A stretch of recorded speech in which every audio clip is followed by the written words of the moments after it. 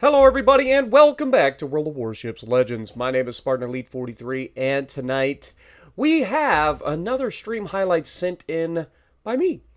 But this one is from, well, today's stream, but you guys will see this tomorrow, meaning this is from yesterday's stream, that if you didn't get to watch it live, you didn't get to watch it. I've been doing this lately where we do the live streams. It is a live event only, and if you don't catch it in the moment, you don't get to see it, and I'm apologizing for that, but at the same time, it is done for a reason. But anyway, as we get into this, I got to give shout-outs where shout-outs are due. Big shout out to the NWO fleet out there. All right, they are going to be absolutely amazing during this fight, and so we are going to try to pay attention to them. Now, in the moment, if you've seen them, if you were there for the live stream, you know what I'm about to say. Right off the bat, you guys got to understand that at this point during the stream, we're 2 hours, a little over 2 hours into the stream, roughly around there, and every single match, the people that spawn next to me have done this exact thing or worse. And as soon as they run away, I give the good game. I'm like, all right, it's GG's. It's just GG's. And I know I'm the toxic one because I call it out, right? Like, it's just like, oh my God, not again. But we have to play as if we're not going to get any support, right? We've seen this multiple times during the night. It has been a ridiculous night of gaming again, and so we have to play as if we're not going to get any support. We got to try to save our hit points as much as possible. We're against 3 destroyers, and other than that, like, the matchmaking really isn't that bad, other than the fact it's 3 destroyers and I'm not going to get any support, right? So we got to try to put ourselves in positions to be safe as well as effective, right? Now, normally I don't go behind this island, but when I don't have any support, the last thing I want to do is pull up into the middle and let everybody in the map shoot at me. So we go around the island here so that we take the flank and can come in from the backside, meaning we get rid of the possibility of being surrounded right out the gate. Like, we fight whoever's on our side, and then we got crossfires potentially set up, right? Now, one thing I've said multiple times through the years is that crossfires are amazing, right? I try to get people to set up crossfires. Why? Because it doesn't just help you, it helps you win. Not always will you get a chance to benefit from the crossfire in the standard sense of, oh, I get to shoot at broadsides. Sometimes that's the case.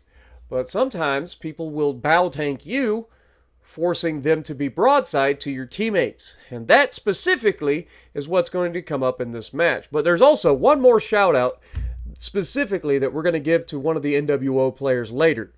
And that is the Caracholo. Guy makes an absolutely great play. It was crucial to this video, all right? And without it, this video doesn't exist. So when it happens, I'll tell you about it. We'll explain why it was so crucial and why it was so awesome the way he did it, and why more people should try to do stuff like that. So if you guys know anybody from the NWO fleet, please send them this way. Let them see the video. Let them get their shout out for rightfully so. Like, the guys did absolutely fantastic. They counter-rotated. They worked together. They put themselves in position to take advantage of the crossfire that I set up. Now, right off the bat, you may have noticed, if you were paying attention, we had 4 destroyers. They only had 3. What does this mean? This means almost every single time that this happens, that one of your teammates failed division. Now, what do we mean by failed divisioning? Failed divisioning is when you take a lower tier ship and you division with a higher tier ship, and then you get put into a higher tier match with a lower tier ship that wouldn't normally be able to get into that match, aka tier 5 destroyer divisions with a tier 6 destroyer, gets put, or a cruiser, one or the other, and then gets put into a tier 7 match. Normally a tier 5 can't get into a tier 7. So keep that in mind. Also, we're not even 3 minutes into the match, or I guess we're almost 4 minutes into the match, and we've lost 2 of our 4 destroyers. Shocker.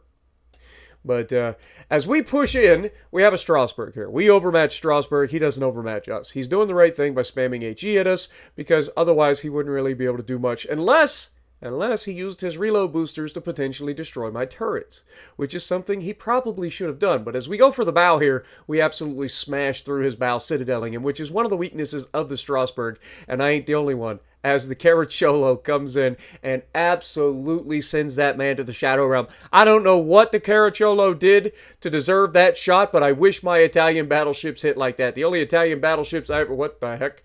I'm not going to lie. I vastly underestimated the speed of that split. I was like, oh, well, surely we can shoot here and be fine. But no. 3 destroyers in the lobby, 2 of them are over here. And you can see that they're coming this way, right?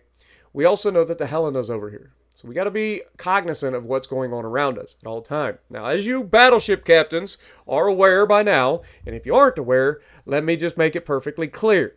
When you're in a situation where you have a lot of destroyers around you, or just torpedo things in general, whether it be cruisers or whatever, understanding what you're up against is a major, major deal. Now, you may have noticed I switched to HE here. I have the ability, because I have Azure Lane Dunkirk, to have the switch immediately, right? If my guns are fully loaded. Well, watch now. This is the biggest deal with the French battleships, in my opinion, is their utility for being able to switch back and forth between ammo types to suit their best mood, right? And this is something that I'm just now getting to use because I never really got into Azure Lane Dunky, right? Like, it was never a thing that I actually did.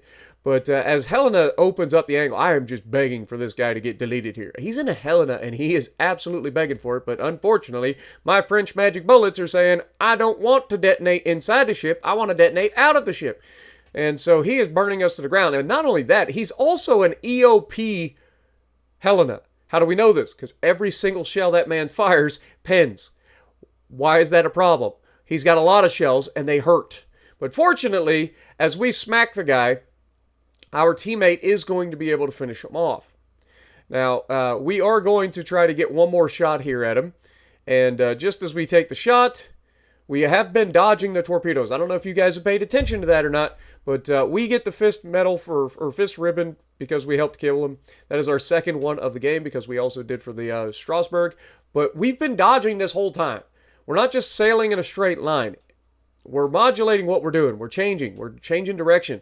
Now, as the enemy split gets spotted, we're about to be loaded. We have HE already in the gun, and blunk, down he goes. Now, do we sail in a straight line? No, we dodge. Why? Because torpedoes are most likely coming. Oh, shocker, torpedoes. Look, a second destroyer is right here. I wonder what he's going to try to do. I bet he tries to torpedo me, and every destroyer ever, unless they're actually good, decides to torp the white line. Meaning, if you slow down and turn in, change course again. Watch this. Torpedoes! Who'd have seen that coming? It's almost like they telegraph every move they make, and you can make people look absolutely silly because they managed to miss a battleship at point blank with multiple sets of torpedoes. Not a single torpedo hit my ship. That being said, the worst case scenario for me is about to be unleashed, and that is an Atlantico who has spent the entire game in the back of the map in the perfect position to counter me late game with very little help. Now, fortunately, we have a lot of heals with this build, which is the other good thing about Azure Lane Dunkirk that I didn't really realize at the time until recently. Getting the extra heals is huge for French battleships, especially in these high explosive sort of scenarios where the entire enemy team is firing HE, and French battleships are very well known for not liking high explosive. Now, Albemarle comes around the corner. We're able to use the island cover to our right to help protect us from the Atlantico. The Albemarle just got slapped, turns to bow tank me, which is unfortunate. I don't get the best shot in the world, but it doesn't matter because now I'm about to get loaded. I accidentally screwed up my my reload booster here. I don't know if you guys saw that, but I was trying to get my heal, and I hit the wrong button because the heal wasn't ready yet. But as the Albemarle turns full broadside, our Synop is going to clap his cheeks, and down he goes. Again, the NWO, folks. Now, what happens next is absolutely crucial. Now, we get hit through the island, which was a great shot by the Atlantico, by the way. A lot of people don't do that. A lot of people won't take that shot through the island. That was a great shot by him. This Caracciolo is about to make the absolute goated play. The enemy is capturing our base. We need somebody to go back and defend it. The New Orleans that's back there hasn't done crap the entire game. He ran away from our flank, went all the way to the other flank, turned around and ran back. That's all he's accomplished. Our Synop, which is the other NWO guy, is out here engaging the Atlantico. The freaking Caracciolo doesn't fire his guns at the Atlantico because he's trying to get back to defend the cap. This is something that is a very high-level move. I do believe he actually shoots the Atlantico there, but that is a very high-level move. using your smokescreen to start to make the play that is going to win the game for the team. Or at least give the team a chance. Now, we had to let the Synop take the lead here. We don't have the hit points. We get another heal, then we can come forward. We waited for the Atlantico to open up, and now we come around the corner, finish him off, giving the friendly Synop a chance to get the old fisting ribbon, since they've been so gracious in giving them to me. But anyway, as we continue to push, now I have my engine boost running. I am on my way to try to help get that cap. Now, you'll notice that the Fiji is being shot at right now by the Synop. They are going to get the reset here. If a shell even lands within splash distance of a freaking ship, it will reset their hit points, or at least hurt their hit points, or their cap points, sorry. But we slapped the Fiji. And what does that tell us? Well, he's still got a lot of cap points, which means he wasn't the one with the most cap points, meaning their destroyer is, right?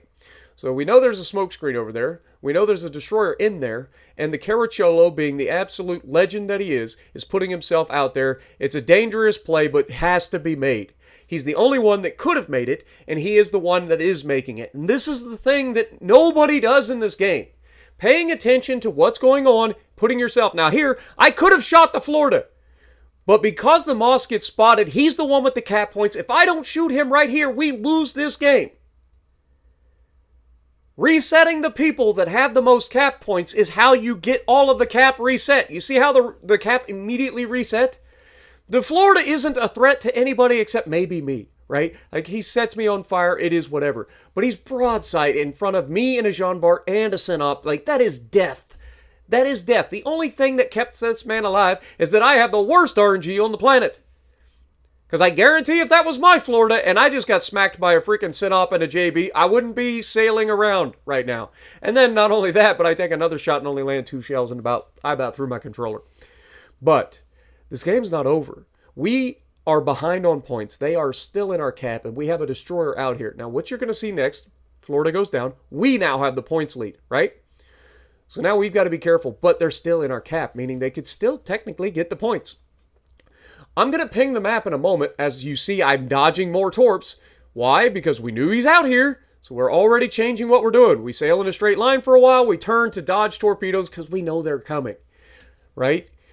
Now, I'm going to ping the map where I want the battleship to go, because up to this point, they've already showcased they know what they're doing, right? So this guy probably knows what I'm doing by pinging the map, but fortunately for us, it doesn't matter, because Moss decides that he needs to get within 5 kilometers of me, and that's the end of that game. But this was an absolutely fantastic game, and the 3 of us, the 2 NWO guys and me, absolutely carried a sack of potatoes to a victory they didn't deserve. But that is the difference between having a couple of people on a team that know what's going on. I have 5 assists giving me that fisting medal thingamajig, but I also have 4 kills. If you do the math, that means during this match, I hit every single enemy right before they died, one way or the other, right? Every single enemy on this team, I had a hand in killing. Whether I got the actual kill or I got the fisting ribbon. All 9 people. That's impressive. I didn't get the most damage, but I got every medal under the sun, more than most North Korean generals at this point. But it's all due to 2 people on my team understanding what's going on and what they need to do to put themselves in position to win. Falling back, getting into a crossfire position to help your teammate who's actively trying to win the match, and then making the play that's a sacrifice play but has to be made to get back across the map. So shout out to High Explosive and shout out to Double Strike from the Fleet NWO. You guys played absolutely fantastic, and just to reiterate our point, between the 3 of us, we killed every member of the enemy team. Every one of them. 9 people sank by 3 people on the team. That is impressive. And that is a sack of potatoes carried to a victory by 3 players that have an idea of what's going on around them. It's not hard, folks. I promise. You just have to pay attention to what's going on. So I hope you guys enjoyed this match.